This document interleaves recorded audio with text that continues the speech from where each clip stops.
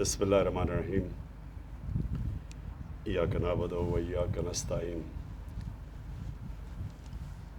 میں سب سے پہلے تو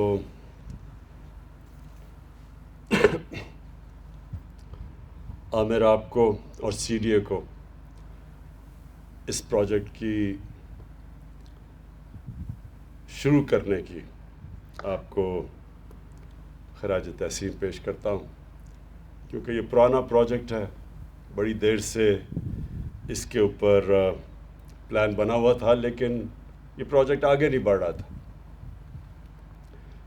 جو ہمارے خاص طور پہ اسلام آباد میں رہنے والے لوگ ہیں، میں ان کو پہلے ایک چیز یہ بتانا چاہتا ہوں کہ اسلام آباد میں یہ کیوں ضرورت ہے ہمیں اب انفراسٹرکچر کو ٹھیک کرنے کی، سڑکیں بنانے کی۔ پچھلے 20 سال میں اسلام آباد کی آبادی 1.5 گنا زیادہ بڑھی ہے۔ یعنی اگر یہ سوچیں کہ اگر اسلام آباد کی آبادی فرض کریں کہ اگر 1 لاکھ تھی آج سے 20 سال پہلے، تو یہ آج آبادی پہنچ گئی ہے 2.5 لاکھ پہ۔ تو یہ جب ایک آبادی 1.5 لاکھ بڑھتی ہے تو اس کا مطلب کہ انفراسٹرکچر بھی اس کے ساتھ بڑھنا چاہیے، نہیں تو یہاں سڑکوں اور کئی سڑکوں کے اوپر آپ دیکھ رہے ہیں کہ پریشر پڑنا شروع ہو گیا ہے اور یہ بڑھتا جائے گا۔ تو یہ جو رنگ روڈ کا کانسیپٹ ہے یہ بڑا اچھا ہے۔ یہ ہر دنیا کے شہروں میں رنگ روڈ ہوتے ہیں، کیونکہ ہیوی ٹریفک کو وہ شہر سے باہر نکالنے کی کوشش کرتے ہیں، کیونکہ ہیوی ٹریفک جب چلتا ہے تو اس کے بڑے پرابلمس شہر کے اندر ہوتے ہیں۔ اور اسلام آباد تو ایک اللہ نے ایسا شہر بنایا ہے، یہ جو جگہ ایسی ہے، شہر نہیں، یہ اللہ نے جو جگہ ہے یہ اسلام آباد میں، شاید ہی دنیا میں اس طرح کا کہیں موسم ہو، اور جو اسلام آباد کی بارش ہے، یہ لوگوں کو آئیڈیا نہیں ہے ابھی کہ یہ جتنی لنڈن میں بارش ہوتی ہے اتنی اسلام آباد میں بارش ہوتی ہے۔ یہ لوگوں کو اس کا اندازہ نہیں ہے۔ یہ اور بات ہے کہ ہمارے زیادہ تر بارش آتی ہے برسات میں، لیکن یہ جو شہر ہے اس کی خوبصورتی، کیونکہ ہمالیہ کی پہاڑیاں یہاں سے شروع ہو جاتی ہیں، مرغلہ ساتھ ہے، جو اس کے جو موسم ہے، اس میں گرمی کم پڑتی ہے، اس کے موسم زیادہ ہیں، اس میں ہرا بہت ہے اسلام آباد۔ تو اس لیے مجھے یہ بھی ہے کہ اسلام آباد کے لوگ خاص طور پہ فکر کرتے ہیں ماحولیات کی، انوائرمنٹ کی، کہ جب بھی آپ کچھ کریں تو ماحولیات کو پروٹیکٹ کیا جائے۔ تو پہلے تو یہ ساروں کو اس چیز کا یقین دلوانا چاہتا ہوں کہ اگر پاکستان کی تاریخ میں کوئی بھی حکومت اپنی ماحولیات کی فکر کرتی ہے اور کس نے کی ہے تو وہ یہ موجودہ حکومت ہے۔ آج تک یہاں درخت کٹے ہی ہیں، کسی نے درخت لگائے نہیں ہیں۔ میں نے انہیں کہا کہ ہمیں بتائیں کہ اب تک جب سے پاکستان بنا ہم نے کتنے درخت لگائے ہیں، تو پتہ چلا کہ صرف ہم نے 60 کروڑ درخت لگائے ہیں پاکستان جب سے بنا ہے۔ اور جو انگریزوں کے بنائے ہوئے جنگلات تھے، بڑے جنگل تھے، یہ چھانگا مانگا یا میاں والی میں کندیاں، بہت بڑا جنگل تھا کندیا میں، پھر چیچا وطنی، دیپال پور، یا بڑے جنگل انگریزوں نے بنائے ہوئے تھے، خاص اگائے تھے۔ لیکن افسوس سے کہنا پڑتا ہے کہ ان سب کو ہمارے جب سے پاکستان بنا یہ سارے جنگل بجائے اور ہمیں جنگلوں کے لیے جگہ بناتے اور جنگل اگاتے، انہی جنگلوں کو ہم نے ختم کر دیا۔ ایک 80% چھانگا مانگا میں جو پرانے درخت تھے وہ سب کاٹ دیے، کندیاں کا سارا جنگل ہی غائب ہو گیا جو ہمیں یاد ہے بچپن سے۔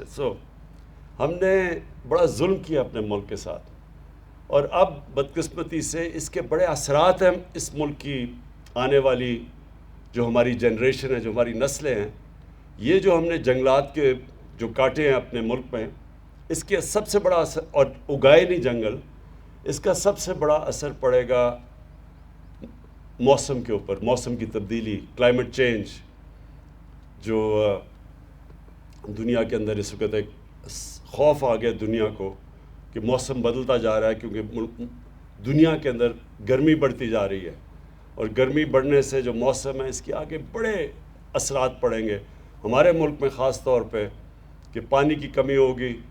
یہ جو ہمارے پانی آتا ہے زیادہ تر تو ہمارے گلیشیئرز، پہاڑوں میں جو گلیشیئرز ہیں ان سے آتا ہے. تو جیسے جیسے وہ گلیشیئرز پگھلیں گے، موسم گرم ہوگا، تو آگے جا کے ہمیں بہت پانی کے مسئلے آنے والے ہیں. ویسے بھی پاکستان میں پانی کے مسئلے ہیں. ہمارے پاس مصر کے بعد ہم دوسرا ملک ہے جدھر سب سے کم پانی اویلیبل ہے. ہندوستان میں دگنا پانی ہے ہمارے سے.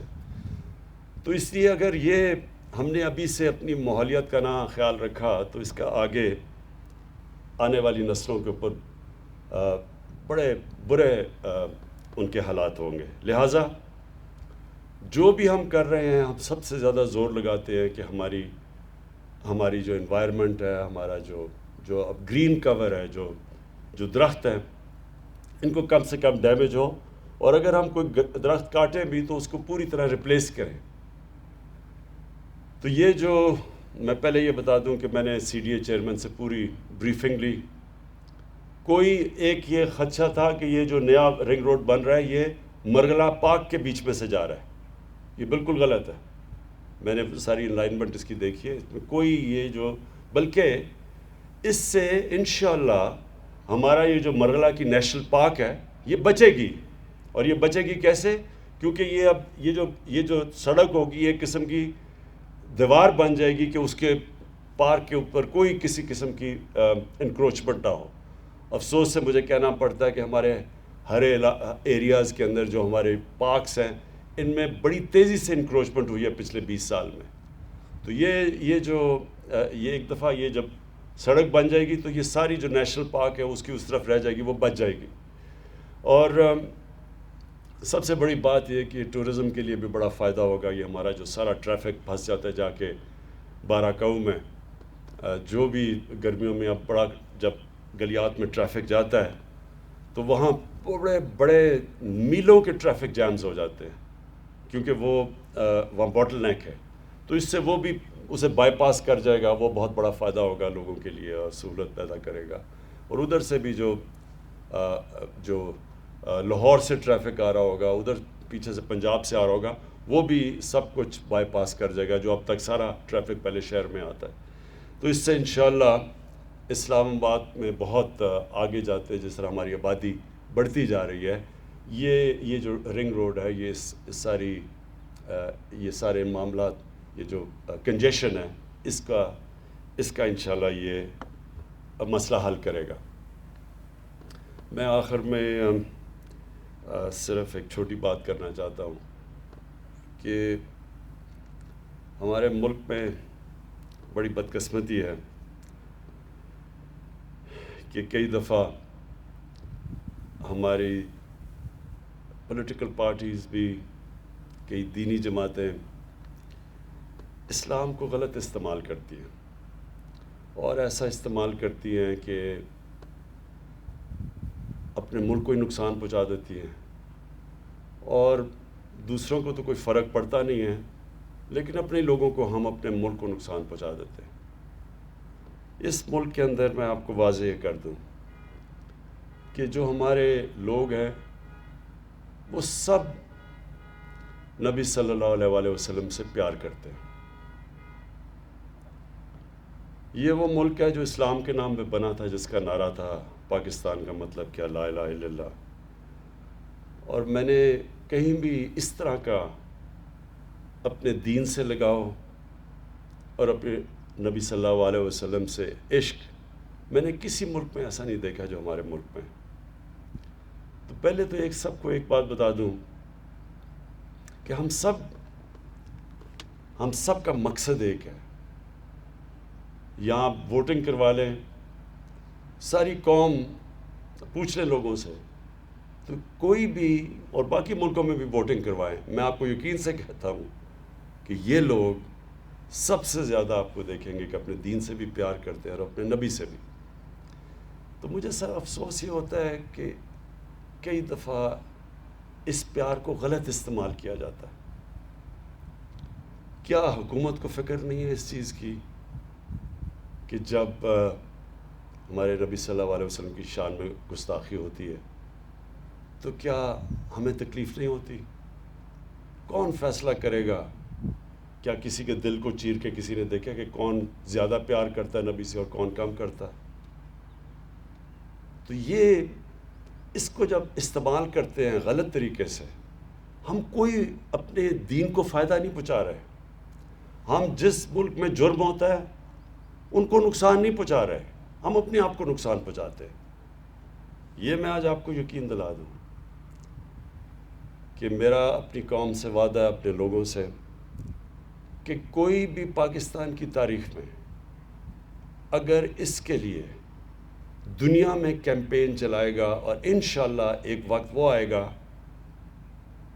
کہ کسی کی مغرب کے ملکوں میں بھی لوگوں کو کسی کو خوف آئے گا کہ ہمارے نبی صلی اللہ علیہ وسلم کی شان میں گستاخی کرے. وہ اس لیے کہ اس کے لیے کیمپین کی ضرورت ہے. یہ ملک میں مظاہرے کر کے توڑ پھوڑ کر کے کوئی فرق نہیں پڑے گا. مغرب کے اندر جدھر یہ گستاخی ہوتی ہے ان کو کوئی نقصان نہیں پہنچ رہا، اپنے آپ کو کر رہے ہیں. لیکن جو کیمپین میں چلاؤں گا، اور انشاءاللہ شروع کر دیا میں نے کیمپین، مسلمان ملکوں کو ساتھ ملا کے، ہیڈز آف سٹیٹ جو مسلمان ملکوں کے سربراہ ہیں ان کو ساتھ ملا کے، ان کے ساتھ پر ہم پوری طرح اپنا کیس پریزنٹ کریں گے، اور کر رہے ہیں یونائٹڈ نیشنز میں، یورپین یونین میں. اس طرح اس پریشر کی وجہ سے یہ جو بار بار ہمیں تکلیف دی جاتی ہے کہ کسی مغرب ملک میں ہمارے نبی صلی اللہ علیہ وسلم کی بے حرمتی کی جاتی ہے، ہمیں یہاں تکلیف ہوتی ہے، ان کو کوئی فرق نہیں پڑتا. لیکن جب ہم ایک کیمپین کریں گے سب دنیا کے مسلمان ملکوں کو اکٹھا کر کے، ہیڈز آف سٹیٹ کو، جو میں نے خط بھی لکھا ہے سب کو، اس سے یہ فرق پڑے گا. تب یہ جا کے تبدیلی آئے گی مغرب میں. نہیں تو ہم اپنے ملک میں توڑ پھوڑ کرتے رہیں گے، وہاں تو کوئی فرق نہیں پڑے گا کسی کو، بلکہ وہاں ہر تھوڑی دیر کے بعد کوئی نہ کوئی یہ فتنہ کر دیتا ہے، نقصان ہم اپنا کر لیتے ہیں. جو میری کیمپین ہے انشاءاللہ، اس سے ہم ہمیشہ کے لیے اس مسئلے کا حل کریں گے، تاکہ کوئی بھی باہر بیٹھ کے ہمارے نبی صلی اللہ علیہ وسلم کی شان میں گستاخی نہ کرے. بہت شکریہ.